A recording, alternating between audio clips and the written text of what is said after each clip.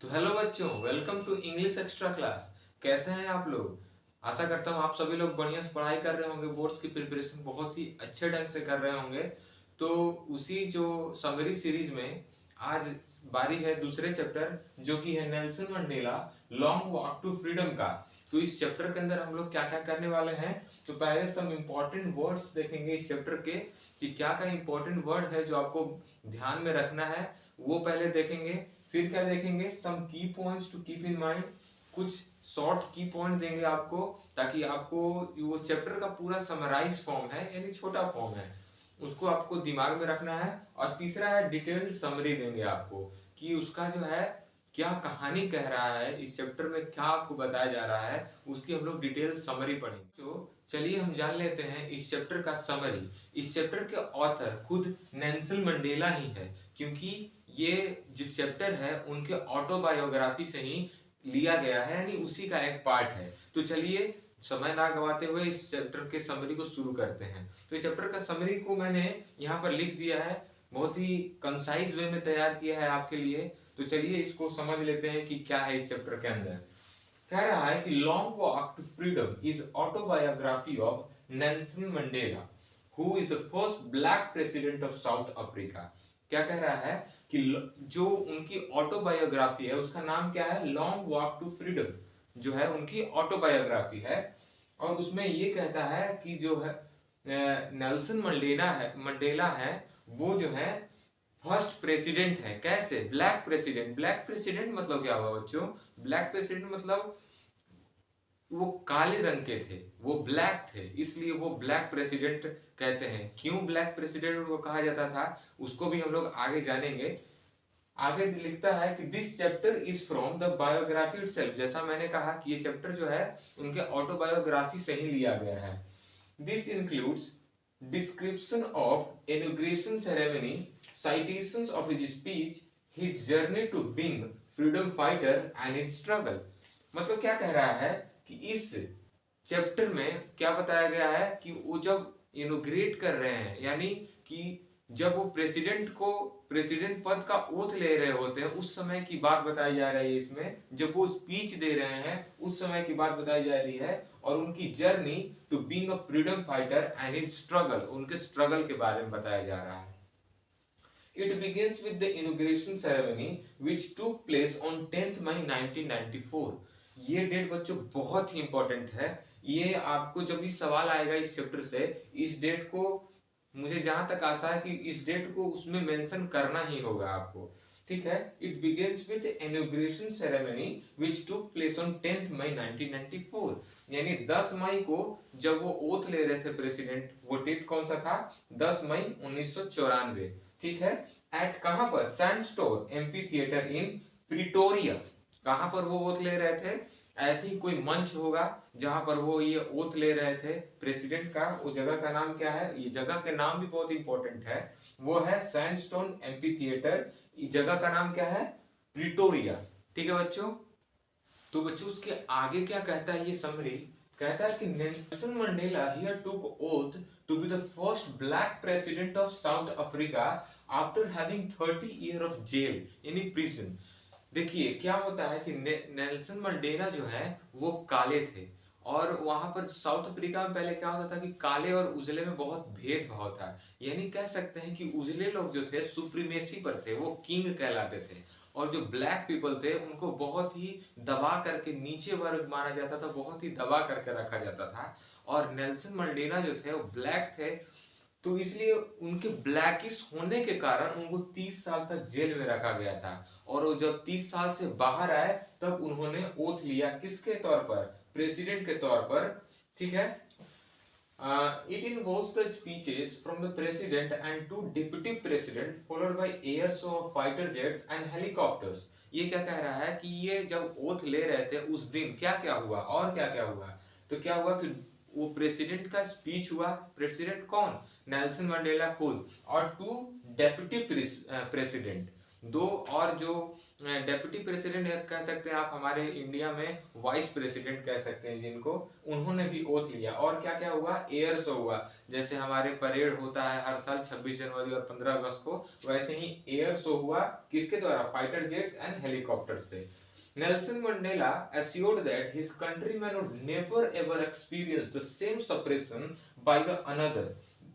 यानी क्या कहते हैं कि नेल्सन मंडेला वो स्पीच देते समय बोलते हैं कि मैं ये एश्योर करता हूं, मैं ये गारंटी दे सकता हूं कि अब ऐसा कुछ भी नहीं होगा जो मेरे साथ हुआ। यानी ये भेदभाव, काले और गोरे का भेदभाव जो है अपने ही कंट्रीमैन यानी अपने ही देश के जो देशवासी हैं उनके साथ ये भेदभाव अब कभी नहीं होगा।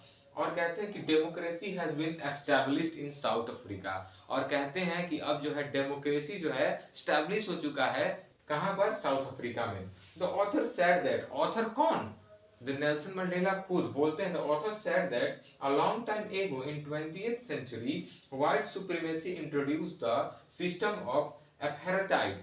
apartheid मतलब क्या होता है, जो रंग भेद, रंग जो हम लोग रंग से जो भेदभाव करते हैं वो शुरू किसने किया, व्हाइट सुप्रीमेसी, उजले लोगों ने शुरू किया। ठीक है, the system of apartheid and made the life like living help for the dark skinned population. क्या बोल रहा है कि जो उनका लाइफ है, किनका, डार्क पीपल का जो लाइफ है उसको हेल यानी नर्क की तरह बना दिया था उन्होंने।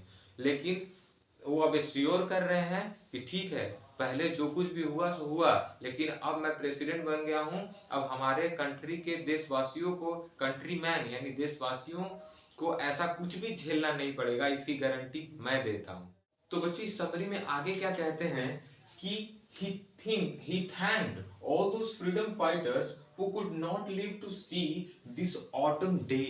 मतलब क्या कहते हैं कि नेल्सन मंडेला उन सभी फ्रीडम फाइटर्स को धन्यवाद करते हैं जो इस फ्रीडम फाइटर यानी फ्रीडम स्ट्रगल में उनका साथ दिया, लेकिन वो आज जिंदा नहीं है इस सुहाने दिन को देखने के लिए। ठीक है, he referred that peoples of any country are greatest asset of any country।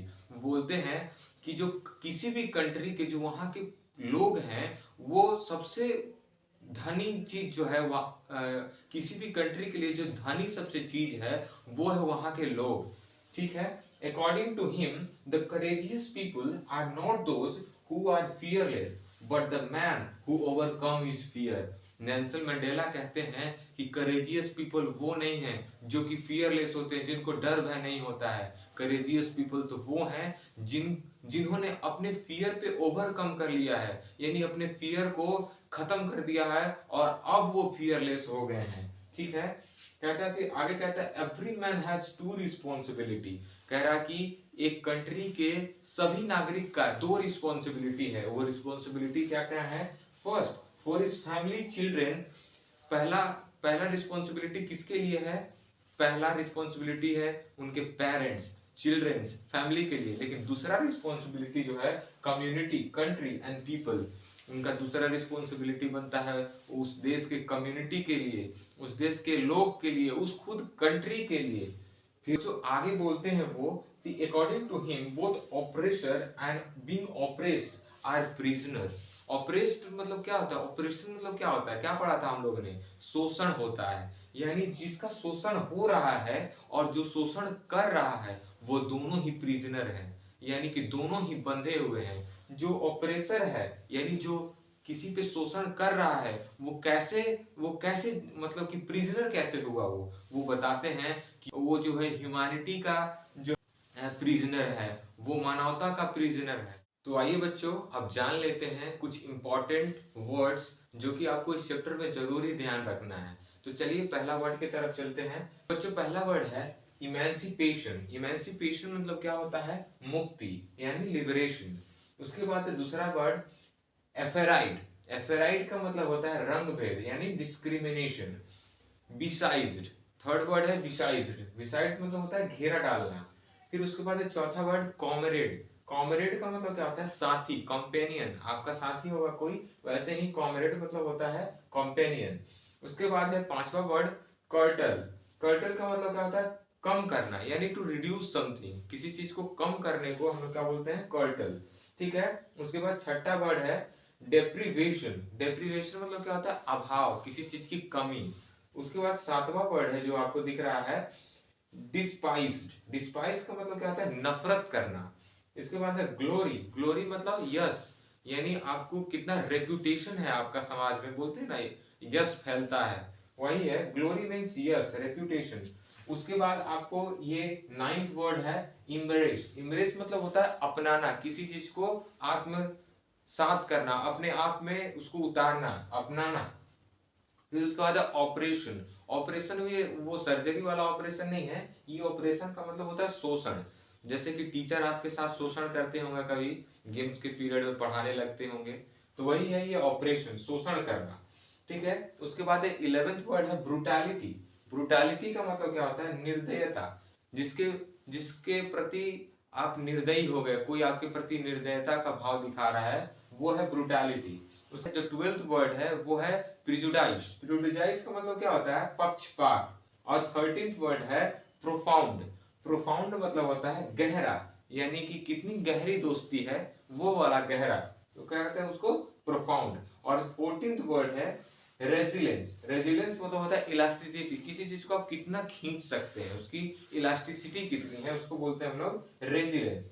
तो ये रहे कुछ इंपॉर्टेंट वर्ड्स इस चैप्टर के, किस चैप्टर के, Nelson Mandela long walk to freedom.